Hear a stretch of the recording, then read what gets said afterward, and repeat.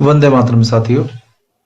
साथियों, ये जो वीडियो मैं आज बना रहा हूँ इसका विषय है कि जो परसों दिल्ली में अवेकन इंडिया मूवमेंट का जो मोर्चा होने वाला था वैक्सीन के विरोध में, मास्क के विरोध में, उसका जो पूरा एक तरह से एनालिसिस मैं देना चाहूँगा। इसमें किसी की पीठ थपथपाने या किसी का मैं कमी निकालने के लिए वीडियो नहीं बना रहा हूँ। लेकिन हमें यदि राष्ट्र के लिए काम करने निकले हैं तो एक दूसरे को बुरा लग जाएगा या एक दूसरे को कोई खुश हो जाएगा। यदि इसके लिए काम करने निकले हो तो मुझे लगता है कि गलत काम में निकले हैं हम सब। क्योंकि यदि आप अपने काम की समीक्षा नहीं करेंगे, आप कोई काम करने से पहले स्वॉट एनालिसिस नहीं करेंगे। स्वॉट मतलब SWOT किया जाता है, हालांकि है तो पाश्चात्यकरण का एक वो, लेकिन फिर भी इसमें स्वॉट एनालिसिस से जो है आपके बहुत सारे काम हो जाते हैं। लेकिन जो ये आप अवेकन आप देख रहे हैं अवेकन इंडिया मूवमेंट, ये उस दिन 18 तारीख को हम लोग जब गए थे वहाँ बंगला साहिब में, तो 12:30 बजे हम लोग पहुंच गए थे।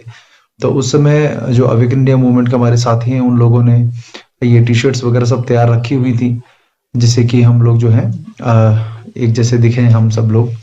तो मैं बताना चाहूंगा कि कभी भी कोई जब आंदोलन किया जाता है, ये हमारे साथियों के, हमारे व्यक्तिगत अनुभव से हमने सीखा है कि एक बात हमेशा ध्यान रखिएगा, अवेकन इंडिया मूवमेंट ये नाम जो रखना पड़ा, अपने आप में यही बहुत बड़ी बात जो है भारत के बारे में कर दी जाती है कि सोए हुए हैं सब। और सब नहीं, ज्यादातर सोए हुए हैं, उससे कहीं ज्यादा लोग जो है वो मुर्दा है, मरे हुए हैं। तो अवेकन इंडिया मूवमेंट जो है उन्हीं लोगों के लिए है जो सोए हुए हैं, मुर्दा लोगों के लिए नहीं है।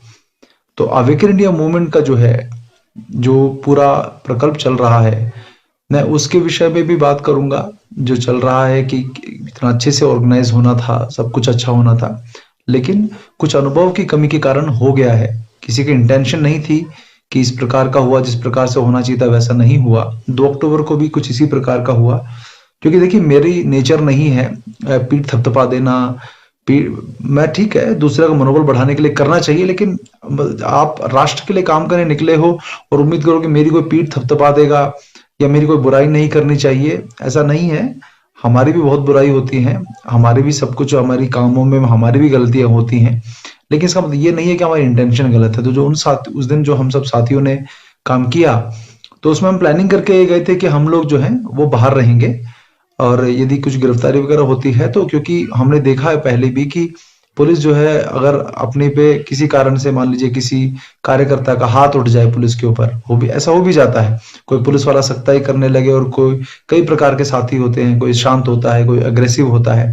तो किसी पुलिस वाले ने किसी के ऊपर, किसी ने गलती से हाथ उठा दिया या कुछ कर दिया, तो हमारे पास प्रूफ होना चाहिए। तो वीडियो बनाने के लिए मैंने अपने आप को किया हुआ था कि मैं वीडियो बनाऊंगा, हालांकि किसी से कहा नहीं था मैंने।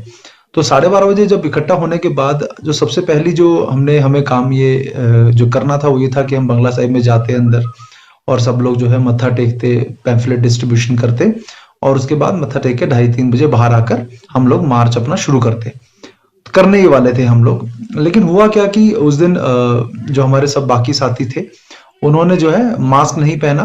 तो एक कांस्टेबल आया पहले, एक कांस्टेबल ने आके उनको कहा कि भाई मास्क पहन लो। तो RTI वगैरह सब दिखाई गई, जो वीडियो में भी आपने देखा है। तो उसके बाद वो कांस्टेबल जो है वो ठेठ, वो जो है मोटी बुद्धि के ही होते हैं, जो अगर कांस्टेबल है तो ज्यादातर मैंने देखा है वो, उनको कानून वानून समझ में नहीं आता। उनको ऊपर का डंडा होता है, उनके बॉस का डंडा होता है कि भाई कानून क्या साइड में, मेरे मेरे मेरे मैं बीट जो ये एरिया मेरे मेरे उसमें आ रहा है, मैं भी यहाँ पे गश्त लगा रहा हूँ। कोई गड़बड़ हुई तो कल को मेरे ऊपर बात आएगी। वो अगर नॉलेज होगा भी, वो समझता, आपकी बात समझेगा भी, तो भी वो नहीं आपको कुछ सहयोग करेगा। तो उसने अपने सुपीरियर्स को बुलाया, पूरी पैरामिलिट्री और सब, जो बाकी सब टीयर गैस वगैरह सब लेकर आ गए। क्योंकि जो जगह हमने चुनी वो दिल्ली पुलिस का है, जो हेडक्वार्टर उससे सिर्फ 100-200 मीटर की दूरी पे था। जो दिल्ली पुलिस का बहुत बड़ा हेडक्वार्टर है, बंगला साहिब के बिल्कुल साथ में। तो हेडक्वार्टर के पास में कोई ऐसी एक्टिविटी कुछ भी होती है तो तुरंत पुलिस हरकत में आएगी, और ये हमें अच्छे से पता था। लेकिन साथियों ने जो है, वो मेन उद्देश्य था कि यदि हम वहां मार्च निकालते, जो हमने 2 किलोमीटर का लगभग का रूट चुना था, तो शायद पुलिस हमारा सहयोग भी करती और मास्क लगा के यदि करती। क्योंकि इसमें हमें अपनी ईगो नहीं लानी चाहिए। क्योंकि बात क्या है कि देश जो है ज्यादा बड़ा है, देश ज्यादा बड़ा है, और ईगो के कारण जो है कि भाई अब हमने एक बार मना कर दिया तो दोबारा मना कैसे करें। तो ये ईगो बीच में नहीं लानी है। क्योंकि ईगो जैसे ही बीच में आती है हम लोगों का उद्देश्य भटक जाता है कि भाई आप कोई बात नहीं, हमने जो कार्य करने निकले हैं कूटनीति से जैसे मर्जी करके निकलना है। शिवाजी महाराज भी जो है वो छत्रपति शिवाजी महाराज भी जो है वो कभी कभी छुप कर उन्होंने जेल से निकलने का सोचा। तो इसका मतलब ये नहीं है कि वो कायर थे, लेकिन उन्होंने कहा कि हम कूटनीति के लिए जो है आगे चल के हम और ज्यादा अच्छे से हमला कर पाए, उसके लिए हम ये कूटनीति में अपने आप को थोड़ा सा थोड़ी देर के लिए अगर एडजस्ट भी कर लिया जाए तो होता है। तो बात यह है कि उस दिन जो भी फिर हुआ, फिर सब लोगों की गिरफ्तारी हो गई, सब चले गए। तो हमें ये लगा कि अभी जो है आंदोलन इस तरह से, क्योंकि हम चाहे कितने लोग इकट्ठे हो जाएं, वो उनको भी फिर दोबारा भी शाम को ये हुआ कि 2:30-3 बजे जो लोग आए, बाकी सभी विकास पाटनी वगैरह सब साथी आए, तो वो सब भी आए, तो उन सबको भी जो है गिरफ्तार करके ले गए, क्योंकि उन्होंने तो वहां होने ही नहीं देना था। उन्होंने एक बार वो हो चुका तो उनको पता दोबारा कोई इकट्ठा होगा तो दोबारा वो अंदर ले जाएंगे। तो हम वो करने नहीं आए थे, हम करने आए थे मार्च करके।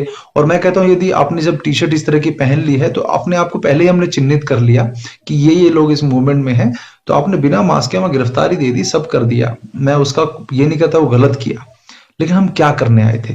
क्या वहां पर मुझे याद है अभी जहां उस समय थोड़ी बारिश शुरू हो गई थी जब गिरफ्तार करके इनको ले गए थे, और हम सोच रहे थे कि हमने जो लॉयर्स वगैरह को इन्फॉर्म करने का सोच रहे थे कि अवेकन इंडिया मूवमेंट की टीम को इन्फॉर्म किया जाए पूरा हमारी।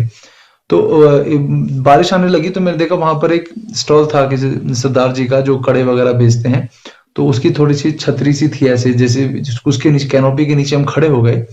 तो वो व्यक्ति हमको बोला कि थोड़ा जी मेरे ग्राहक आ रहे, थोड़ा बाहर की तरफ हो जाओ। मतलब बारिश से बचने के लिए हम खड़े हुए हैं, हमें बाहर भेज रहा है। तो मैंने उसको बोला भाई कि बारिश आ रही है, थोड़ा सा रुक जाए, ऐसे तू बाहर निकल जाओ, ऐसे तो मत बोलो। तो मुझे क्या बोला पता है आपको? वो मुझे बोला कि यार आप लोगों के साथियों को गिरफ्तार कर लेके उसकी खुंदक मेरे पे क्यों निकाल रहे हो? तो वो ऐसा लग रहा है कि आप अगर मार्च में निकालो, कि उनको लगता है ये काम उनका काम नहीं है, ये हम उनके लिए कर रहे हैं, राष्ट्र के लिए कर रहे हैं, लेकिन उनको लगता है कि ये अलग ही कुछ दुनिया के लोग हैं, ये किसी दूसरे ग्रह से आए हैं, ये इस कर रहे हैं, कपड़े पहन लेते हैं, ये नारे लगाते हैं, गिरफ्तारी देते हैं। ये जैसे किसान आंदोलन में फिर मैं उसके बाद जब गया तो मैं देखा कि वहां से हजारों गाड़ियां पास हो रही हैं, तो किसान सब जो है बिना मास्क के बैठे हैं, लेकिन गाड़ियों में लोग जो है मास्क के साथ जा रहे हैं। तो या तो किसान बेवकूफ है या ये लोग ज्यादा समझदार हैं कि ये मास्क ये बीमारी है तो यहां भी होनी चाहिए भाई, ये तो नहीं कि गाड़ी के अंदर बीमारी होगी और गाड़ी के बाहर नहीं होगी। तो ये जो मुर्दा लोग हैं ना, इनके लिए जो है हमें कुछ रणनीति अलग करनी पड़ेगी। जिंदा लोगों के लिए, मुर्दा लोगों के लिए तो कुछ करने की जरूरत नहीं है, क्योंकि इन्हीं का संहार होना है। और मैं चाहता नहीं कि हो जाए, लेकिन हो जाएगा तो मैं आंसू भी नहीं बहाऊंगा, क्योंकि ये जिस तरह से मुर्दापना इन्होंने दिखा रहे हैं सब लोग। क्योंकि आप कितने लोग आए, 50, 60, 70, मतलब कितने कितने लोग हैं पंजाब, हरियाणा, दिल्ली में मिलाकर करोड़ों लोग हैं, कितने आए उसमें से? तो आप सब लोगों को जो सरकार ने झुंझुना दिया हुआ है इसमें जंतर मंतर का प्रदर्शन, विरोध प्रदर्शन करने का, अभी तो वो भी अधिकार नहीं रहा।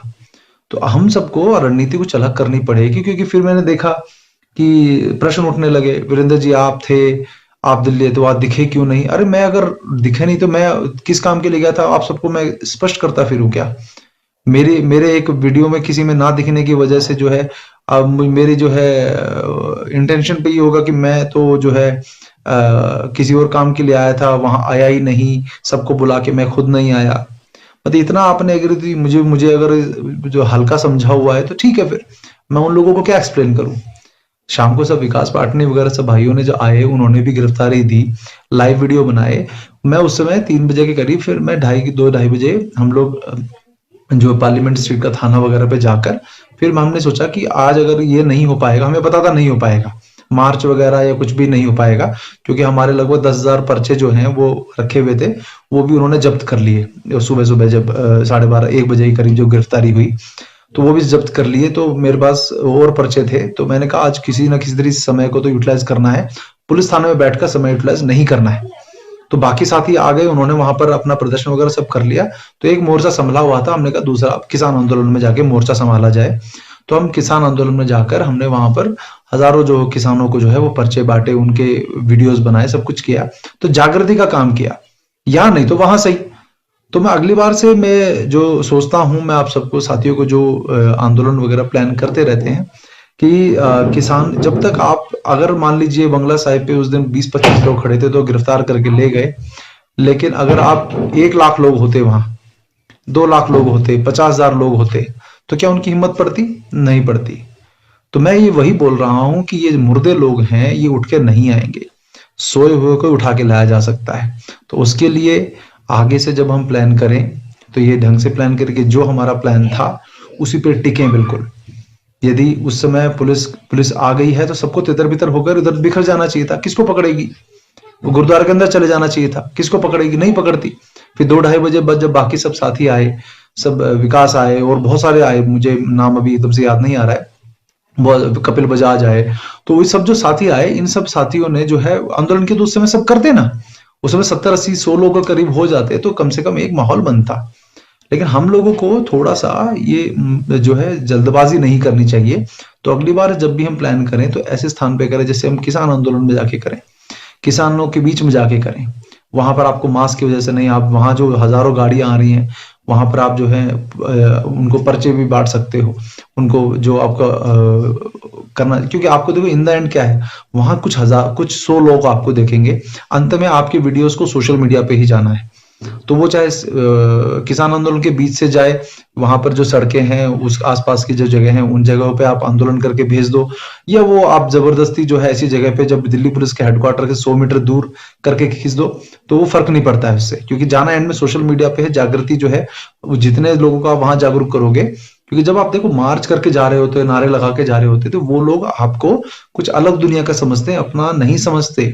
वो लगता है कि ये कुछ अलग ही काम कर रहे हैं, उनको नहीं समझ में आता ये उनके लिए काम किया जा रहा है, और कुछ उसमें विरोध भी करते हैं। तो हम सबको ये तो प्लान करना पड़ेगा। तो मेरा जो वीडियो बनाने का उद्देश्य वो यही था कि मुर्दों को जमाने की कोशिश में जो है अपना समय व्यर्थ मत करो, जो सोए हुए हैं अनजाने में किसी कारण से, उनको उठाया जा सकता है। तो अगली बार से जब हम प्लान करें तो एक तो कोई अगर हमारी टी शर्ट ऐसी कोई कॉमन टी शर्ट होती है तो उसको तभी पहना जाए जिससे पहले आइडेंटिफाई हुए बिना, आप पर्चे छाप के लाई आइडेंटिफाई हुए बिना जो है हम लोग पहले काम करते रहे। जब जिस समय मोर्चा करना है सब बिखरे बिखरे रहे, जैसे मोर्चा शुरू करना है सब एक साथ आकर शुरू कर दिया, ऐसे करना पड़ेगा हमको। तो ये हमें थोड़ा सा ये अनुभव है, जो अनुभव हमें मिला 2 अक्टूबर को भी मिला, अभी भी दोबारा मिला। तो हमने अंग्रेजी में एक कहावत है कि we have lost the battle but we will not lose the war. तो हम अभी छोटी सी एक लड़ाई, अब आप कोई कई कह रहे हैं कि जी प्रोटेस्ट तो हुआ था, जो है सक्सेस हुआ था, ठीक है, मैं ये नहीं कह रहा असफल हुआ था। अब सबके वीडियो जा रहे हैं, लोगों के बीच में एक लेकिन जो एक्चुअल करने निकले थे वो नहीं हुआ। तो शाबाशी की उम्मीद मत करो। एक दूसरे का जब तक हम इंटरनली हम समीक्षा नहीं करेंगे, बताएंगे नहीं हम ये गलतियां हुई, अगली बार ये गलतियां नहीं हुई हमसे, तो वो तब और सक्सेसफुल आंदोलन चलेगा आगे चल के। आप क्या हजारों की भीड़ हमें इकट्ठी करनी है, हजारों लाखों लोगों की भीड़ इकट्ठी करनी, तभी तो होगा ना। क्योंकि बहुत सारे लोग बहुत दूर दूर से आते हैं, उम्मीद लेकर आते हैं कि कुछ होगा, फिर कुछ जो बहुत कुछ नहीं हो पाता जो वास्तविकता में होना चाहिए था, तो दुख होता है उन, वो भी वापस थके हारे जाते हैं, थोड़ा मनोबल कम होकर जाता है उनका। तो सिर्फ हल्ला मचा देने से जो है काम नहीं बनता है, थोड़ा सा हम सबको और समझदारी से काम लेना पड़ेगा। और जिनको यदि मेरी बात का बुरा लगता है तो मुझे बहुत फर्क नहीं पड़ता, क्योंकि मेरे जो है जो अनुभव के अनुसार जो है यही बात समझ में आ रही है कि हम लोग वास्तविक उद्देश्यों से बहुत जल्दी जो सा थोड़ा भटक जाते हैं। जो करने निकले हैं वो जोश में हम वो करने के बजाय कुछ और करने लगते हैं, तो हमें इससे थोड़ा सा बचना है।